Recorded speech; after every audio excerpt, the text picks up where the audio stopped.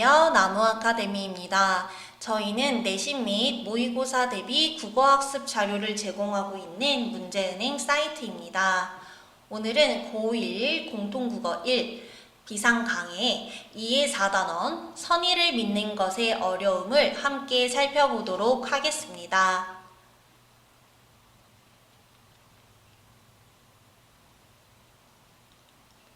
지문 분석을 들어가도록 하겠습니다. 몸이 축나서 한의원을 다녔다. 지인에게 소개받은 그 한의원은 여간에서는 약을 지어주지 않았다. 여간에서는 약을 짓지 않는 곳이라는 말에 사람들의 반응이 흥미로웠다. 내 말은 그곳에서는 필요 없다고 판단되는 사람에게 부려 한약을 쓰지 않는다는 뜻이었는데 그런 상황을 상상하는 사람은 없었다. 한의원 운영에 현실적인 도움은 되지 않을 것이다. 왜 그렇겠어요? 한의원 입장에서는 손님들에게 약을 많이 팔아야 수익을 낼 텐데 이 한의원에서는 양심적으로 약을 굳이 쓸 필요 없는 환자에게는 약을 처방하지 않았다는 거죠. 이것을 주변 사람에게 말했더니 주변 사람들은 믿지 않은 것이고요. 찾아온 사람으로서는 불필요한 지출을 하지 않을 수 있으니 그것을 어떤 선의라고 할 수 있을까? 자, 해당 부분의 의미를 살펴볼까요? 한의원이 이렇게 아무한테나 약을 지어주지 않는 행동을 선의로 받아들이고 있는 겁니다. 하지만 내 말을 잘 믿지 않고 의심하는 사람들의 반응을 보니 요즘 그런 선의는 아주 드문 것이 되었구나 하는 생각이 들었다고 합니다. 자, 요즘 사람들은 어떤 태도를 가진다는 겁니까? 타인의 선의를 그대로 믿기 어려워한다라는 거죠. 그쵸? 여기서 알 수 있는 요즘 세대의 모습을 이렇게 확인해 볼 수가 있겠네요. 타인의 선의가 있음을 선뜻 믿기에는 세상이 나쁜 게 사실이죠. 그쵸, 여러분? 이게 뭔가 개인의 탓을 할 수가 없어요. 갱년기 여성에게 좋다고 어머니에게 선물하라고 꿰더니 허가도 나지 않은 재료로 약을 만들게 팔거나 뭔가 상품을 권유하는 은행 직원, 경찰 등을 사칭해서 돈을 털어가는 것, 이런 등등 선의를 믿었을 때 닥치는 피해와 피해를 입은 사람들에 대한 반응도 그 다음 문단에 제시되고 있습니다. 하지만 글쓴이는 말을 하죠. 선의를 믿지 못하는 사회는 위험하다. 불신과 불의가 모든 행동의 우선순위가 될 것이다. 이렇게 남의 선의를 믿는 일이란 일종의 모험이 될 것이다. 현실이 이러니 우리의 불신을 그저 탓할 수만도 없을 듯하다. 하지만 탓할 수 없다고 해서 옳거나 정당하다는 뜻은 아니다. 불신의 시각으로 불안한 마음으로 이제 주변을 잘 믿지 않고 현실을 판단하는 태도가 적절한 것은 아니다 라고 하면서 글쓴이가 자신의 주장을 제시하고 있네요. 그러면서 다른 사례가 제시됩니다. 앞부분에서는 한의원 사례 있고요. 한의원의 사례였고요. 여기서는 조카와 관련된 일화가 제시되네요. 선생님이랑 뭔가 하고 왔는지 조카가 되게 표정이 좋아 보였대요. 자, 선생님이랑 무슨 얘기를 했더니 선생님이 점심시간에는 누구랑 싸우지 말고 수업시간에는 서 있지 말고 무슨 시간에는 돌아다니지 말고 이런 약간 지적과 당부, 또 잔소리 같은 걸 하신 거죠. 자, 잔소리를 들은 거, 혼이 난 것에 가까웠는데 내 조카는 뭐가 저렇게 즐거울까라고 하는 거예요. 조카는 어쩌면 겉으로 난 그런 잔소리 같은 말 대신 걱정 어린 선생님의 선의를 들으며 왔겠구나 라고 생각을 하게 됩니다. 조카가 그렇게 들을 수 있었던 데는 진심이 잘 전달되도록 표현한 선생님의 능력이 있었겠지만 아무리 그래도 표현해도 듣지 않고 믿지 않으면 방법이 없지 않은가 라고 하면서 타인의 선의를 믿는 것에 대해서 다시 한번 이야기를 하고 있어요. 이렇게 타인의 선의를 듣고 신뢰할 수 있는 힘, 우리에게도 분명히 있었을 그 힘을 우리는 언제부터 잃어버리고 만 걸까 이야기를 합니다. 나는 나 좋았겠지 하는 조카를 보고 있다가 그 손을 쥐어봅니다.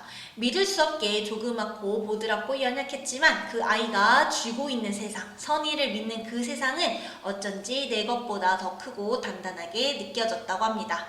선의를 믿는 것의 가치를 제시하고 있는 거죠. 수필의 특징을 정리해두도록 합시다. 수필은 개인의 일상적 소재, 경험을 바탕으로 독자에게 교훈과 깨달음을 전달하고 있고요. 감정과 생각이 솔직하게 드러나는 것이 특징입니다. 이 글 또한 조카와 나눈 대화와 깨달음을 소재로 선의를 믿는 힘의 소중함에 대해서 이야기를 하고 있습니다. 그러면 저희는 해당 단원의 두 번째 지문을 함께 살펴보도록 하겠습니다. 두 번째 지문은 언어 공동체에 대한 내용인데요.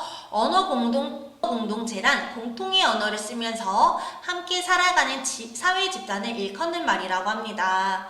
어휘 표현, 주제나 내용을 다루는 방식, 내용을 조직하거나 표현하는 방식에 영향을 미치고요. 이러한 언어 공동체는 지역, 세대, 성, 문화에 따라서 다양하게 구성된다고 합니다. 예를 들어 충청도가 고향인 가게 주인이 출입문을 세게 닫는 손님에게 그걸로 문 부서지거슈 라고 말한 것은 문을 세게 닫으면 안 된다는 타박을 느긋하게 돌려 표현한 것이다. 해당 부분에 어떤 설명 방식이 쓰였나요, 여러분? 예시를 들어서 독자의 이해를 돕고 있음을 확인해 볼 수 있겠네요. 또한 한자어나 옛말을 사용하는 어른들의 말이나 신조어나 줄임말을 사용하는 청소년의 말에서는 세대, 나이에 따른 언어 공동체의 특징이 드러난다고 할 수 있겠죠. 나 지문은 너무나 유명한 수필 갈래인 이옥설입니다. 집에 오래 지탱할 수 없이 퇴락한 행랑채 3칸이 있어서 나는 부득이 그것을 모두 수리하게 되었다. 자, 이 부분에서 알 수 있는 수필의 특징. 개인적 경험이 제시되려고 하고 있어요. 이에 앞서 그중 2칸은 비가 샌 지 오래되었는데 나는 그것을 알고도 어물어물하다가 미처 수리하지 못하였고 다른 한 칸은 한 번밖에 비를 맞지 않았기 때문에 급히 기와를 갈게 했대요. 그런데 수리하고 보니 내가 바로 고치지 않은 애들은 다시 못 쓸 정도로 망가졌고요. 내가 바로 고친 것들은 오히려 이후에 경비가 적게 들었대요. 그러면서 나는 여기서 생각한다 라고 이야기를 하죠. 자, 수필 관련 두 번째 특징, 경험을 통한 깨달음, 교훈이 여기 이 부분에 제시되고 있네요. 사람 몸에 있어서도 마찬가지다. 개인적 경험을 인간의 삶에 적용시키고 있습니다. 잘못을 알고서도 곧 고치지 않으면 몸이 패망하는 것이 나무가 썩어서 못 쓰게 되는 것과 유사하다라고 하는 거죠. 그리고 또한 정치도 마찬가지다라고 인간사에 적용하고 있어요. 자, 그러면 저희는 기출문제를 풀어보도록 하겠습니다. 2번 문제 풀어보도록 하겠습니다. 이 글에 대한 설명으로 적절하지 않은 것은 학생 여러분들은 영상을 잠시 멈추시고 문제를 풀어보시기 바랍니다.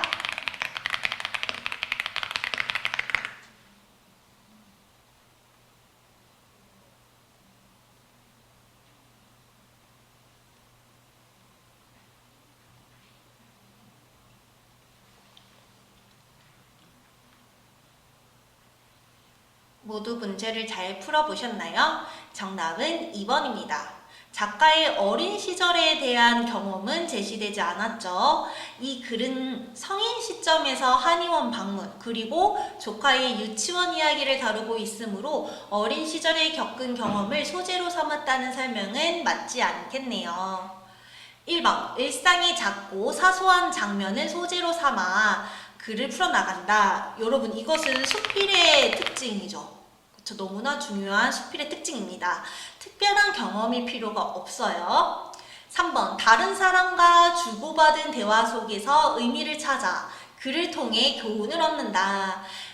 이 글쓴이는 누구와의 대화 속에서 교훈을 얻었죠?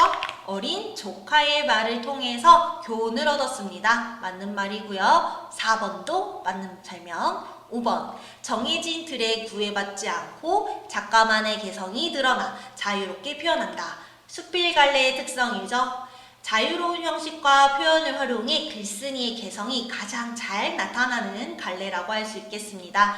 해당 본문도 그러한 수필의 특징을 잘 보여주고 있네요. 해당 단원에 대한 더 많은 문제는 저희 나무 아카데미를 확인해 주시기 바랍니다. 오늘도 영상 시청해 주셔서 감사합니다.